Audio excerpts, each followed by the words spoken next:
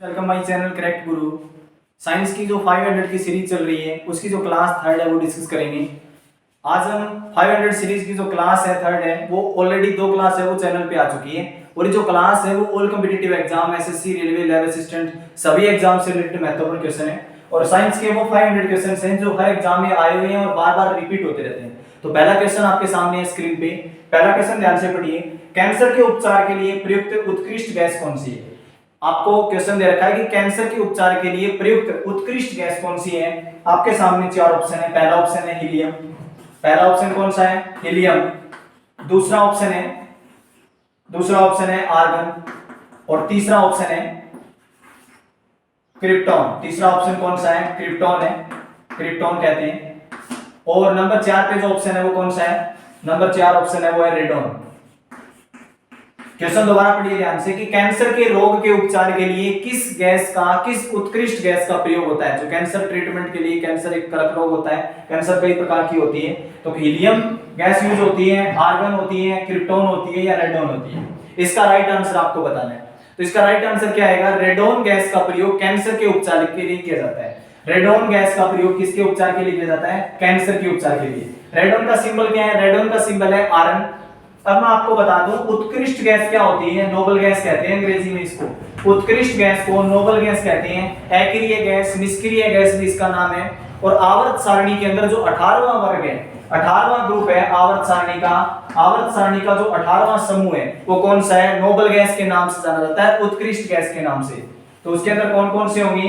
Helium, neon, argon, krypton, xenon और radon, ये सारे एलिमेंट है उसमें। हीलियम का He सिंबल होता है, नियोन का Ne होता है, आर्गन का Ar होता है, क्रिप्टॉन का Kr और जीनोन का Xe और रेडोन का Rn।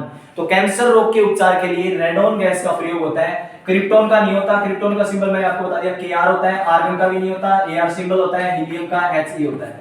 तो राइट आंसर आएगा डी ऑप्शन। डी ऑप्शन आपका करेक्ट आंसर होगा। तो कैंसर रोग के उपचार के लिए रेडोन गैस का प्रयोग होता है। आपको ये क्वेश्चन इसी तरीके से समझ में आ गया होगा। ये जो क्लास है वो ऑब्जेक्टिव टाइप क्लास चल रही है और बाकी अगर आपको कंसेप्चुअल क्लास देखनी है तो प्लेलिस्ट मिलेगी आपको चैनल पे, वहां जाके आप उन क्लासेस को देख सकते हो। अगर आपको कोई एग्जाम से रिलेटेड कोई क्वेरीज वगैरह है, कोई प्रॉब्लम वगैरह है, तो आप हमारे टेलीग्राम चैनल से जुड़ सकते हो। टेलीग्राम चैनल का लिंक है वो डिस्क्रिप्शन में दे दिया गया है। नेक्स्ट क्वेश्चन देखिए आपके स्क्रीन पर है। नेक्स्ट क्वेश्चन की स्लाइड आपके स्क्रीन पर है, देखिए ध्यान से। नेक्स्ट क्वेश्चन कौन सा है? नेक्स्ट क्वेश्चन है पॉजिट्रॉन आवेश निम्न में किसके समान है? पॉजिट्रॉन आवेश निम्न में किसके समान है? इसका राइट आंसर आपको बताना है। तो पॉजिट्रॉन आवेश निम्न में किसके समान है, इसका राइट आंसर आपको बताना है। तो इसका राइट आंसर क्या आएगा? आपको 4 ऑप्शन दे रखे हैं। इलेक्ट्रॉन पॉजिट्रॉन में निम्न में किसके आवेश के समान है? पॉजिट्रॉन इलेक्ट्रॉन के समान है, प्रोटॉन, न्यूट्रॉन या उपरोक्त सभी?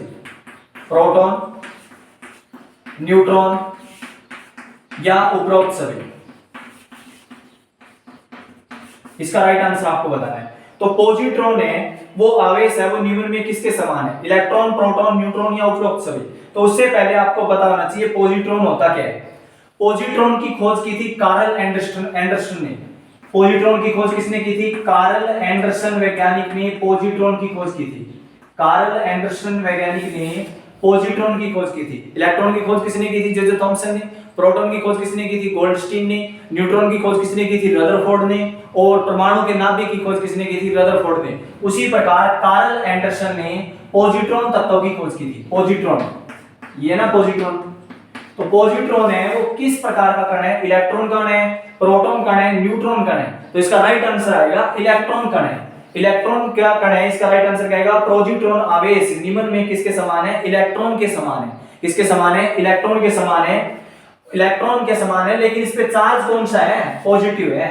पॉजिट्रॉन पे चार्ज कौन सा है? पॉजिटिव है, लेकिन इलेक्ट्रॉन के समान है। मतलब इलेक्ट्रॉन होते इलेक्ट्रॉन की तरह तो है, ये इलेक्ट्रॉन की तरह है, लेकिन इसके ऊपर चार्ज कौन सा है? पॉजिटिव है। लेकिन ये एक प्रकार का एक अलग प्रकार का क्या है? ये कण है, पार्टिकल है। और ये बात बताई थी किसने? कार्ल एंडरसन वैज्ञानिक ने। आपको क्वेश्चन समझ में आ गया होगा। प्रोटॉन, न्यूट्रॉन ये उपरोक्त सभी नहीं है, इलेक्ट्रॉन आएगा इसका राइट आंसर। कार्ल एंडरसन ने पॉजिट्रॉन कण की खोज की थी। आपको क्वेश्चन समझ में आ गया होगा। नेक्स्ट क्वेश्चन की तरफ बढ़ते हैं। नेक्स्ट क्वेश्चन क्या है? नेक्स्ट क्वेश्चन आपकी स्लाइड स्क्रीन पे है, ध्यान से देखिए। नेक्स्ट क्वेश्चन, आधुनिक परमाणु सिद्धांत किसने दिया था? नेक्स्ट क्वेश्चन है आधुनिक परमाणु सिद्धांत किस वैज्ञानिक ने दिया था? आधुनिक परमाणु सिद्धांत किस वैज्ञानिक ने दिया था? राइट आंसर आपको बताना है। ऑप्शन आपके सामने रदरफोर्ड, पहला ऑप्शन कौन सा है? आधुनिक परमाणु सिद्धांत किसने दिया था? पहला ऑप्शन है रदरफोर्ड, दूसरा ऑप्शन है डाल्टन,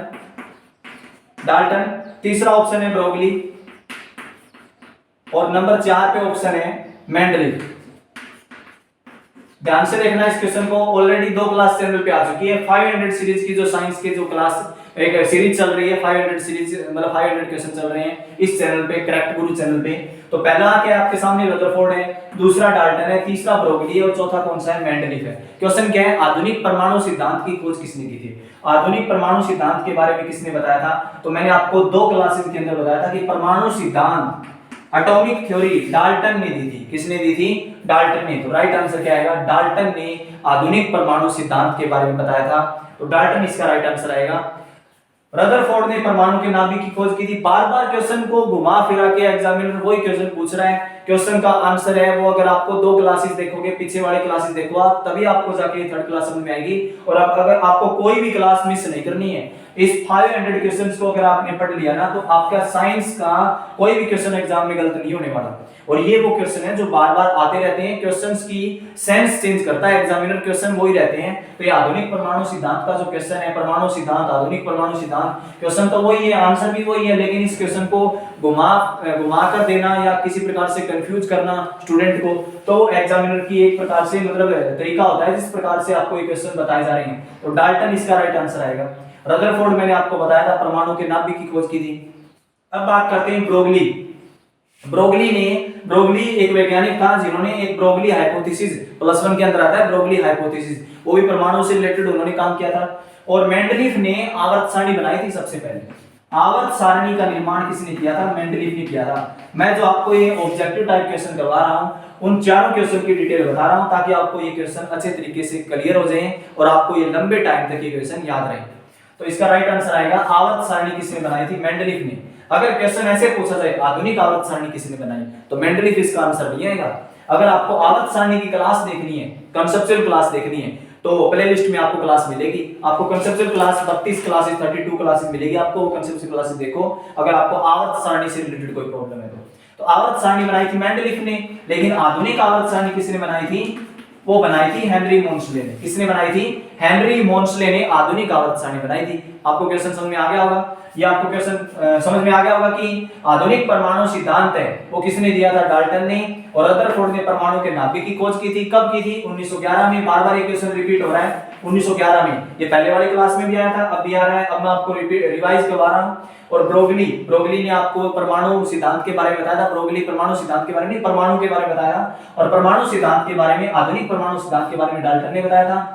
और मेंडलीफ ने आवर्त सारणी बनाई थी, पीरियोडिक टेबल। और आधुनिक आवर्त सारणी किसने बनाई थी? हेनरी मोन्सले ने। आधुनिक आवर्त सारणी किसने बनाई थी? हेनरी मोन्सले। सुना होगा आपने हेनरी मोन्सले, ये ऐसे याद रखना, हेनरी मोन्सले। आधुनिक आवर्त सारणी मोन्सले, ऐसे है ये। आपको समझ में आ गया क्वेश्चन? नेक्स्ट क्वेश्चन आपके स्क्रीन पे है। नेक्स्ट क्वेश्चन देखिए ध्यान से। नेक्स्ट क्वेश्चन है पॉजिट्रॉन की खोज किसने की थी? नेक्स्ट क्वेश्चन है पॉजिट्रॉन की खोज किसने की थी? तो पॉजिट्रॉन की खोज किसने की थी, आपको इसका आंसर बताना है। तो आपके सामने 4 ऑप्शन है, कार्ल एंडरसन, चैडविक, थॉमसन और रदरफोर्ड। 4 ऑप्शन है, कौन कौन से? पहला ऑप्शन है एंडरसन, आ चुका है ये क्वेश्चन ऑलरेडी कि पॉजिट्रॉन की खोज किसने की थी? Anderson, Chadwick. और आगे वाला कौन सा है? Third option Thompson.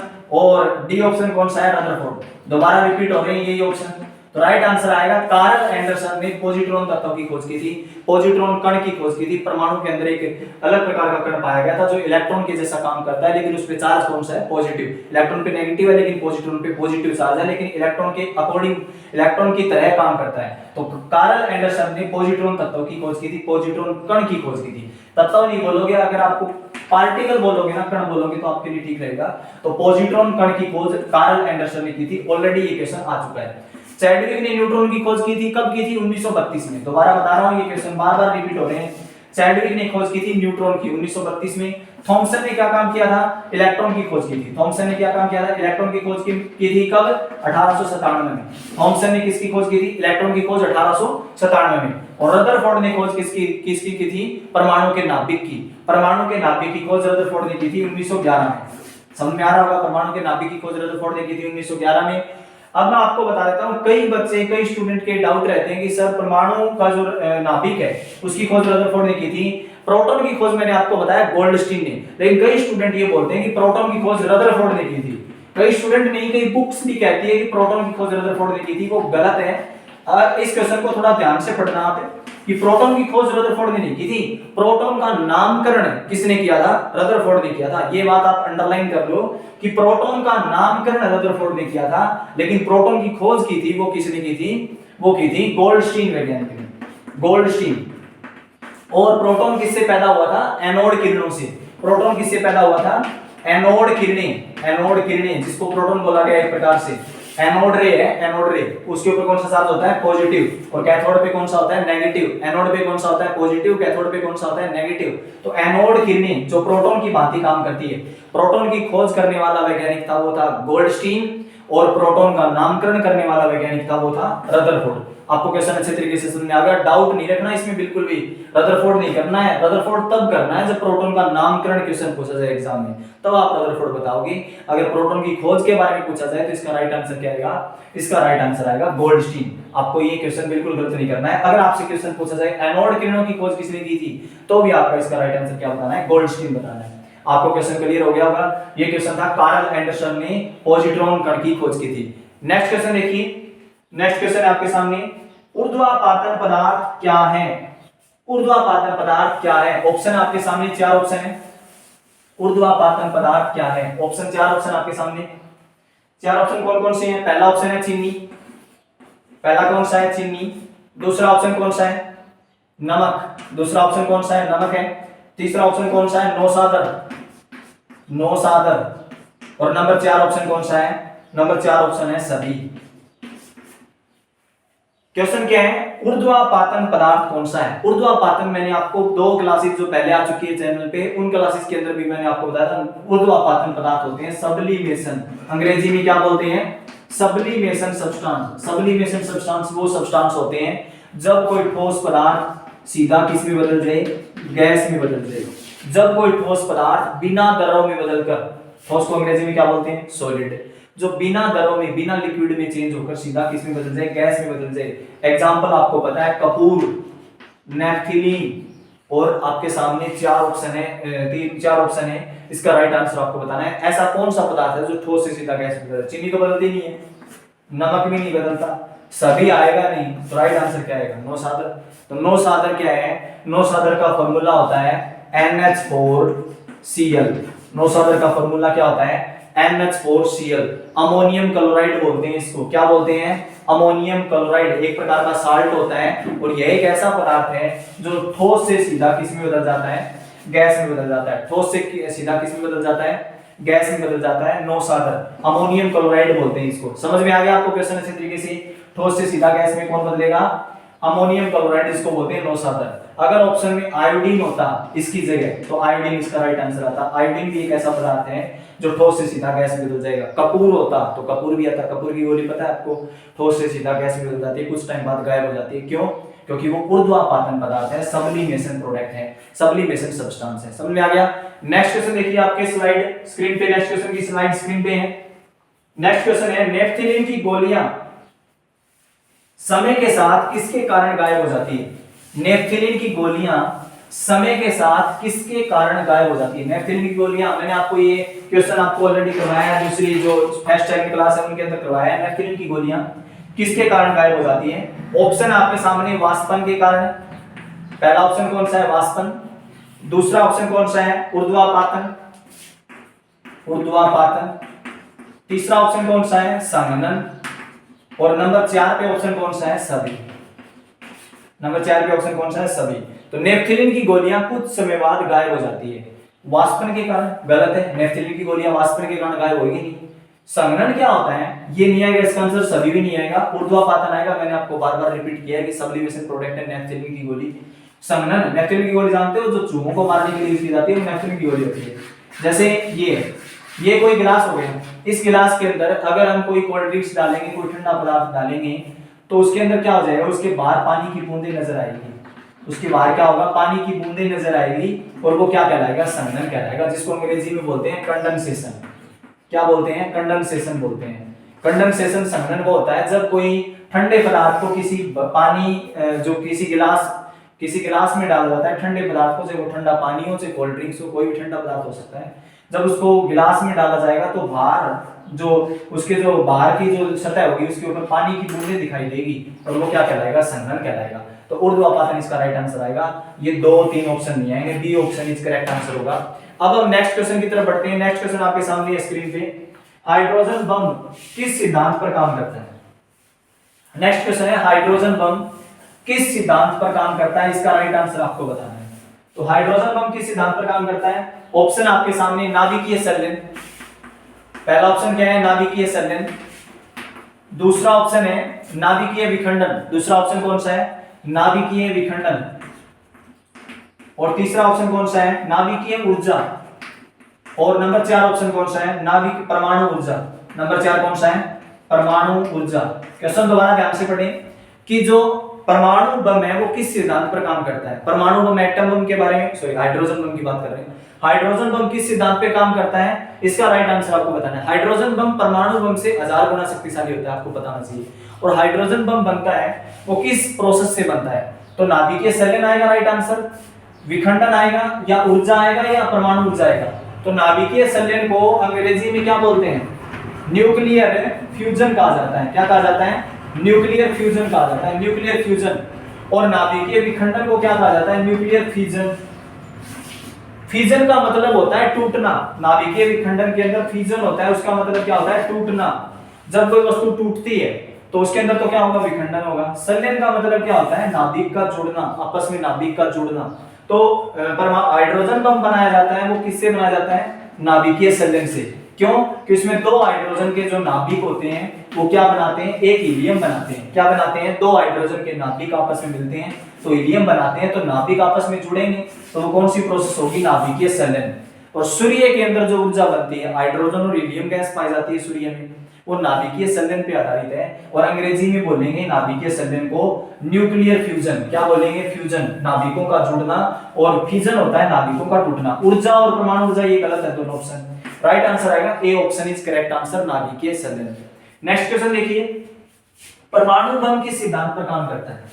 Next question है परमाणु बम किस सिद्धांत पे काम करता है। स्क्रीन पे आपको क्वेश्चन दिखाई दे रहा होगा, परमाणु बम किस सिद्धांत पे काम करता है। तो परमाणु बम किस सिद्धांत पे काम करता है, ऑप्शन आपके सामने, नाभिकीय रिएक्टर पे। नाभिकीय रिएक्टर तो आएगा नहीं, नाभिकीय भट्टी होती है, उसका तो कोई रोल ही नहीं है, सिद्धांत थोड़ी है वो। नाभिकीय ऊर्जा, नाभिकीय ऊर्जा भी इसका राइट आंसर नहीं आएगा। राइट आंसर आएगा नाभिकीय विखंडन। क्या आएगा इसका राइट आंसर, मैंने आपको बताया हाइड्रोजन बम नाभिकीय संलयन पे काम करता है। किस पे काम करता है, नाभिकीय संलयन पे काम करता है हाइड्रोजन बम। और जो परमाणु बम है वो किस पे काम करता है, नाभिकीय विखंडन पे काम करता है। किस पे काम करता है, नाभिकीय विखंडन पे। नाभिकीय विखंडन का मतलब होता है परमाणु के नाभिकों का टूटना। परमाणु के नाभिकों का टूटना क्या कहलाएगा, नाभिकीय विखंडन कहलाएगा। और परमाणु बम है वो नाभिकीय विखंडन पे काम करता है। परमाणु बम किससे बनाया जाता है, यूरेनियम तत्वों से।